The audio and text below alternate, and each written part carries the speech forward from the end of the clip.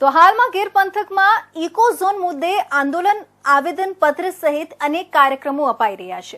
ત્યારે માળિયા હાટીનામાં 7 ગામના સરપંચો તેમજ ખેડૂતોએ આજે ઇકો ઝોન મુદ્દે માળિયા હાટીના ખાતે રેલી યોજી વિરોધ પ્રદર્શન કર્યું હતું। ઇકો ઝોન હટાવો, ખેડૂતોને બચાવોના નારા સાથે મામલતદારને લેખિતમાં રજૂઆત કરી હતી। જ્યારે 7 ગામના સરપંચો અને ખેડૂતોએ ઇકો ઝોન મુદ્દે યોગ્ય કાર્યવાહી નહીં કરવામાં આવે તો ઉગ્ર આંદોલન કરવા પણ ખેડૂતોએ ચીમકી ઉચ્ચારી છે।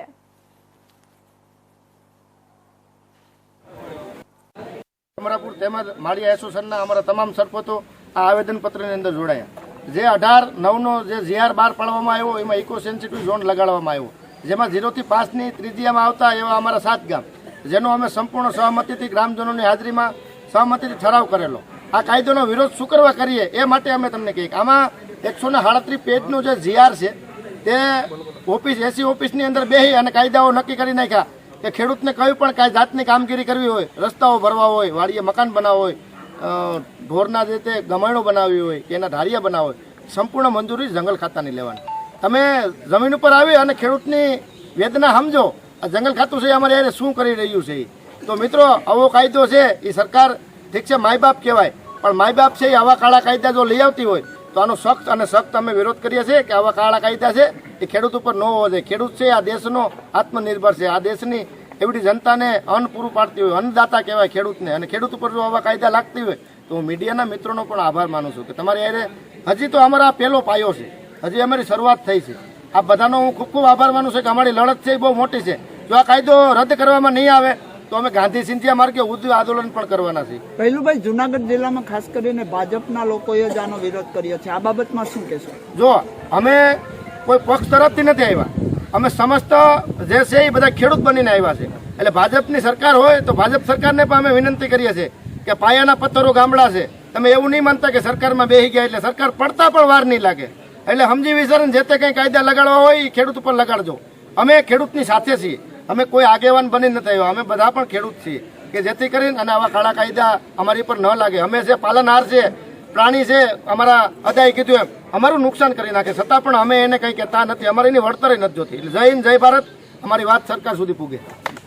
રણછોડભાઈ મહેતા છે, જલંધર ગામનો વતની છું, અને ઇકો ઝોનનો કાયદો આવ્યો અને જે ખેડૂતમાં ફફડાટ આવ્યો, જે બીક આવી, જે એની અંદર જે દુઃખ આવ્યું છે એ દુઃખને વાસા આપવા માટે મીડિયાના માધ્યમથી અમે સરકાર સુધી એક સંદેશો પહોંચાડવા માગીએ છીએ કે ઇકો ઝોનનો જે આ કાળો કાયદો છે એ કાયદો સરકારે ગમે તે ભોગે હટાવવો પડશે, અને આ કાયદો જો સરકાર નહીં હટાવે તો આથી વિશેષ ઉગ્ર આંદોલન પણ ખેડૂત કરશે। એનું કારણ છે કે વર્ષોથી 10-10, 15-15 પેઢીથી અમારા વડવા જંગલ ખાતાનું નુકસાન સહન કરતા આવે છે। જંગલી ભૂંડ, સિંહો, પહુ, મોરલા, જે કંઈ જંગલી જાનવર છે એ ખેડૂતને નુકસાન કરે છે, છતાં જંગલી જાનવરને કોઈ પણ જાતની હાનિ પહોંચે એવું ખેડૂતે પગલું ભર્યું નથી। એના દીકરાને મારી નાખ્યા, એની દીકરીઓને મારી નાખ્યા, એની ખેત મજૂર છે, એની વાડીએ મજૂરો હોય એ મજૂરોના બચ્ચા પણ સિંહો ઉપાડી ગયા છે। આવું ભયંકર દુઃખ ખેડૂતે આજ 10 પેઢીથી આ સહન કરે છે, અને એ જ ખેડૂત ઉપર જો આવો કાળો કાયદો લાદવામાં આવે તો સરકારે આ બાબતે થોડુંક વિચારવું જોઈએ કે આપણે શું કરી રહ્યા છીએ। અને ફોરેસ્ટ ખાતું કદાચ એમ વિચારતું હોય કે જંગલને અમે બચાવ્યું છે તો એ વાત ગલત છે। જંગલને બચાવ્યું છે આજુબાજુની ગામડાની પબ્લિકે, આજુબાજુમાં રહેતા માલધારીઓ જંગલને બચાવ્યું છે। જંગલને ફોરેસ્ટ ખાતા કરતા બચાવવા માટે મોટો સિંહ ફાળો હોય તો આજુબાજુના ગામડાનો છે। માટે આ કાયદો તાત્કાલિક હટાવે અને ખેડૂત અને સરકાર અને જંગલ ખાતું વિમર્શ માટે વાત કરવા માટે, ચર્ચા કરવા માટે તાત્કાલિક મિટિંગ બોલાવે અને બધા ખેડૂતને હાજર રાખી અને આના માટે ચર્ચા કરે એવી અમારી નમ્ર વિનંતી। ભારત રાજપત્ર નામથી જે ફોરેસ્ટ ડિપાર્ટમેન્ટે જે પરિપત્ર બહાર પાડ્યો છે જેમાં ઇકો ઝોનના નામથી, એમાં ઘણા બધા જો ઇંગ્લિશમાં છે એટલે દેશી ખેડૂતોને સમજાતું નથી, શું કહેવા માગે છે એ જ પહેલાં સમજાતું નથી। એટલે સરકારને અને ફોરેસ્ટ વિભાગને અમારી વિનંતી એ છે કે ખેડૂત નેતાઓને અને બુદ્ધિજીવી માણસોને સાથે રાખી અને તમે ચર્ચા કરો કે તમે શું કરવા માગો છો। આજની તારીખે પણ ફોરેસ્ટના જે કાયદા છે એટલા બધા જટિલ છે, હું તમને હમણાંની જ વાત કરું છું કે તમારા ગામની અંદર આવીને મારણ કરી જાય હાવજ અને અધૂરું છોડીને જાય તો પણ એ એમ કહેશે કે અમારો પરિપત્ર છે, અમારે એ ઉપાડવાનું ન હોય. માનવ વસ્તીની અંદર આરોગ્યને નુકસાન કરતો હોય, દુર્ગંધ મારતું હોય તો એ ઉપાડવાની તૈયારી એની લોકો. હમણાંની હું તમને છેલ્લા 4 દિવસ પહેલાંની વાત કરું તો આટલા બધા જો જટિલ કાયદા હોય અને એમાંય જો હજી આ ઇકોઝોન આવશે તો અહીંના ખેડૂતોને રહેવું કઈ રીતે? જંગલી ભૂંડ અને રોજ બેફામ નુકસાન કરે, એનું કોઈ પણ પ્રકારનું વળતર એ લોકો આપતા નથી. હમણાં પણ અમારે એની ફોરેસ્ટ વિભાગ ડિપાર્ટમેન્ટમાં અમારે એની ગડમથલ થઈ કે તમે કા જંગલી નુકસાન કરી જાય એનું વળતર આપો, નહીતર ફેન્સિંગ માટેની સહાય આપો. તો એમને કાંઈ કરવાનું નથી.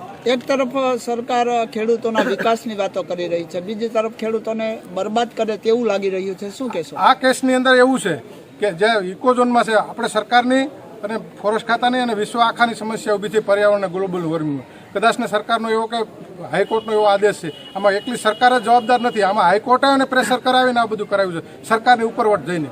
પણ સરકાર જો ધારે તો હાઈકોર્ટની અંદર જે આ નાનો ખેડૂત છે એ હાઈકોર્ટ સુધી પહોંચી શકે એવું શક્યતા નથી. એટલે અમે સરકારને એવી વિનંતી કરીએ કે તમે અમારા થકી તમે ચૂંટાઈને આવ્યો છો તો તમે એવી રજૂઆત કરો સુપ્રીમ કોર્ટમાં જઈ કે આ કાયદાની અંદર જેથી ખેડૂતને નુકસાન ન થાય. અમે સિંહને બચાવવા માંગીએ છીએ. સરકારને ખબર છે અને વિશ્વને ખબર છે કે ગીરના જંગલની અંદર કેટલા સિંહો હતા અને આજે 1000 ઉપરની સંખ્યા થઈ છે. એના માટે આભારી આ વિસ્તારનો ખેડૂત છે, નહીં કે ફોરેસ્ટ ખાતું.